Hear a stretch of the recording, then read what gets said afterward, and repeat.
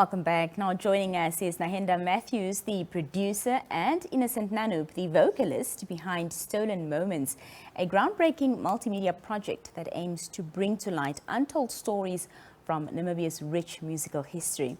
The project is touring across Namibia, sharing forgotten music and stories that were once suppressed or erased from official memory. Nahenda and Innocent are working to bridge generational gaps, strengthen cultural identity, and of course celebrate the nation's shared values. Nahenda and Innocent, good evening and welcome to the Daily Roundup. Thank you for having us. Thank you for having us. We're happy to have you here. This is such an interesting project that you're busy with, and I love seeing young people involved in things like this. Nahenda, I want to start with you. Tell us more about the inspiration behind the Stolen Moments project. Yeah, so Stolen Moments comes from a music camp that was, I think, held by in conjunction with the College of the Arts and UNAM, where they had a music camp. They brought over professionals to just speak with them, with the music students, and also just give them a bit of professional etiquette on how to enter the industry and everything like that.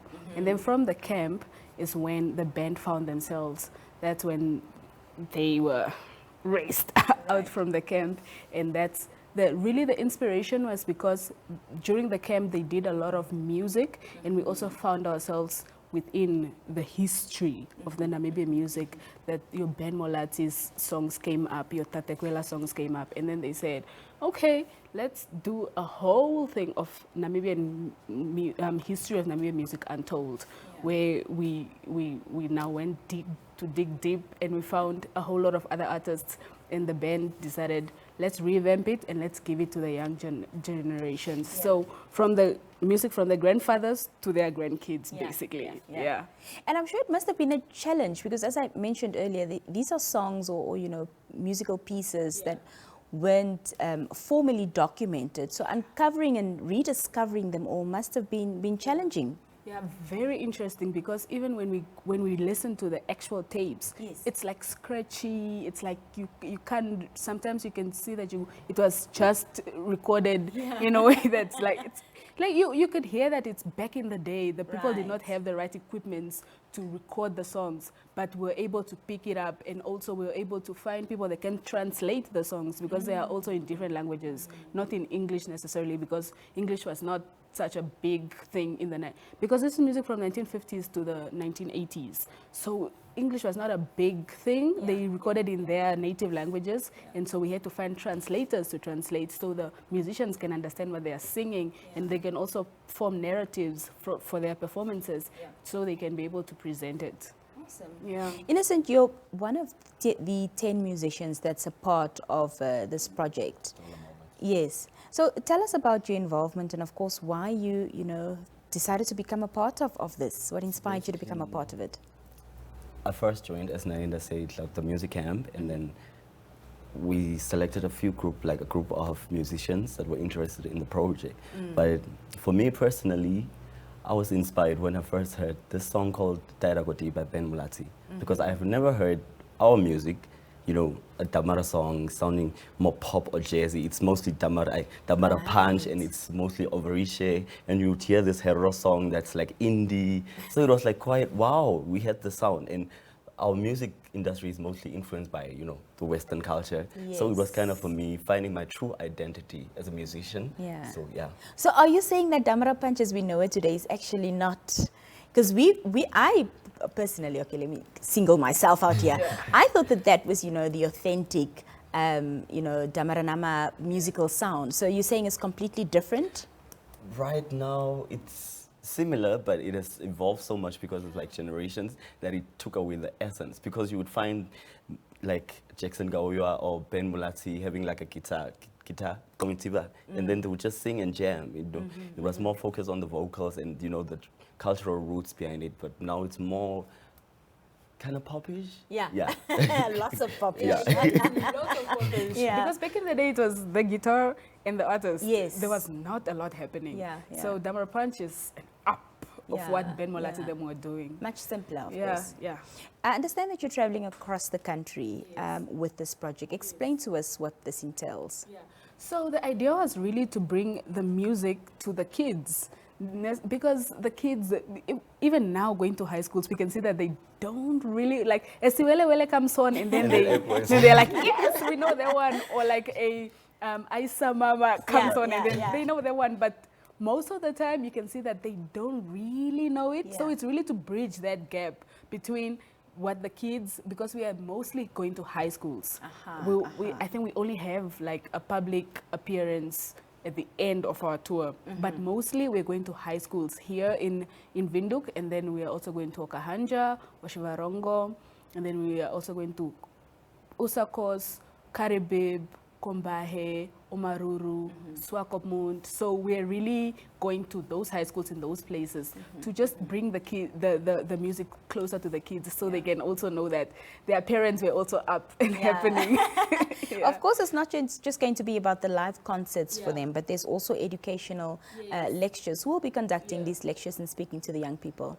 Basically, it's the band that is in charge of everything. So, you know, throughout this whole journey, because this is like the third year that I'm in the band, we have been really working hard, getting to know all these artists, you know, going back to all the old tapes and the old interviews of these artists, explaining, to just understand them, better understand them, you know, when we have to revamp the songs, to also kind of be able to interpret their songs in this modern era, but also respect the original, you know, songs. Yeah. These songs that you've uncovered and also had translated, so that of course the kids can understand what they mean, because not a lot of children understand their own vernacular. What stories do these songs reflect when it comes to broader societal issues? Does it touch on, you know, race? Does it touch on cultural identity? Definitely. There's one song called Fulaile. Fulai wena ilulile. Yeah, Fula wena ilulile. You see, like, where it speaks, where the musician the musician speaks of the time when you had to be a man to go to work in these mines. So it's a song where you can see that he travels back in time to tell his story of going to these mines to go and work and bring bread back home. So societal issues like that. It's a lot of stories that are really back in the day, where those are people's realities, and that's the experiences they were sharing of what they were going through at that time. And during that time, you can see it was very, very hard. It was apartheid time. It was before independence. It was very, very hard to sort of take yourself away from your reality, but they did it anyway to tell their stories in a musical way. Yeah, so it's a lot of songs that really touches on their different experiences that they've gone through. Innocent, are there any specific songs with this uncovering of this music that really impacted you, that you really, you know, were drawn to? The first song I ever heard was Taidago, as I already mentioned, by Ben Mulati. You know, the first time I heard the song, I was like, wow, this is beauty. Like hearing his soulful vocals with a warm guitar, you know, accompanied by this beautiful whistle that he does in the song. So it really touched me to a point where I actually wrote a song inspired by him called Amadamara, just speaking about like being true to my identity, being authentic, you know, and always minding that there's always cultural roots behind. Yeah. I also understand there's a song called Oshakati. Tell me a bit about this song. So Oshakati is one of, I feel like it's one of the top songs, because, you know, I would go out and try to ask, you know, because this project has basically also brought that whole connection between my parents and I, because I went back and I'm like, oh, do you know the song? And then they were like, oh yeah, that song. So Oshakati is one of those crowd favorites, like Siwelwele, The Winds of Change. So Oshakati is just a song that speaks about the North, basically. All right. But it's a whole vibe song. Yeah. Well, if you don't mind, and if we do have time, I'd like to hear just a snip. I'm sure our viewers also would like to hear just a snippet of it. Nahenda, of course, there's a lot of stakeholders involved in this project, the Ministry of Education, Arts and Culture, international partners. Talk to us about how important these partnerships are in bringing the project to life and ensuring, you know, the project's success. Yeah, I was so glad when the Ministry of Education came on board, because the project was made directly to them to say, let's take the music to the kids. So I really, really, really appreciate that they've taken the opportunity to say, no, we'll support you in this, we'll give you direction in this. They are even so well involved that they say, go to this school, go to a school in Katutura, go to a school in town, we just completed Agustinium, and then we came to DHPS. Now we are going to Mount Sedong. So it's really, they advise us in that way, and we really, really appreciate their involvement in everything. And you could see that they are really also interested in bridging this gap. So their impact, wonderful. Yeah.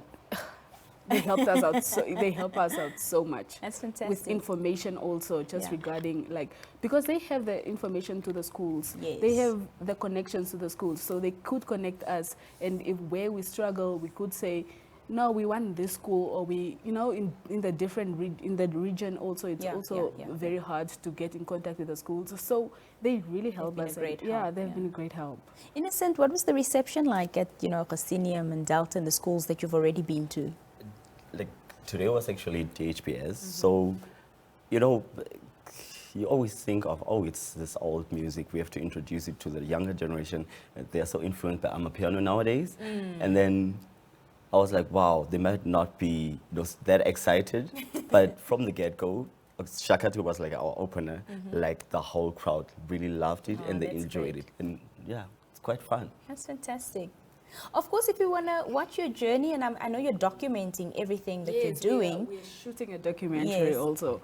So where can the public sort of, watch what you're compiling and also be privy to the uncovering of, these untold stories? I mean, we have a social media page and a TikTok page because we are really with the youngins. We're not going to go on Facebook because we know Facebook is where the old people are at, but we are in TikTok and Instagram, Stolen Moments NA. Basically, that's where we were, because we basically want to also shout out the schools that are accepting of us to go to them and then give us a platform to perform this song. So we are documenting everything. You can follow us. You'll be able to see everything. Awesome. Or everything. We're documenting everything. Yeah. Well, we're almost at the end of our conversation, and I think there is some time. So, Innocent, let's hear this infamous song titled Oshakati. Just give us a snippet. Pokati kokunene no kavango ponda lokukala kombinga yo mulamba yo kunene ponda lo eumbo Oshakati oshakati oshakati onda lokukala. Fantastic. Well, thank you so much, you guys, for being here. All the best with the project, and we're looking forward to see the end product. I think everybody in Namibia would benefit from, knowing about and learning about these lost moments in history. So thank you so much for your time this evening. Thank you. Thank you. Well, there you have it. That was Nahenda and Innocent speaking to us about the Stolen Moments project that they're currently undertaking, unearthing stories, or rather musical stories in history that has remained hidden for years, and now they're bringing it to light and taking it to young people and teaching them about their culture. Of course, if you'd like to follow their journey, you can get in contact with their social media. That's Stolen Moments NA, and follow what they are doing. As Nahenda promised, everything, and she meant everything, will be up on their social media pages. On that note, we also wrap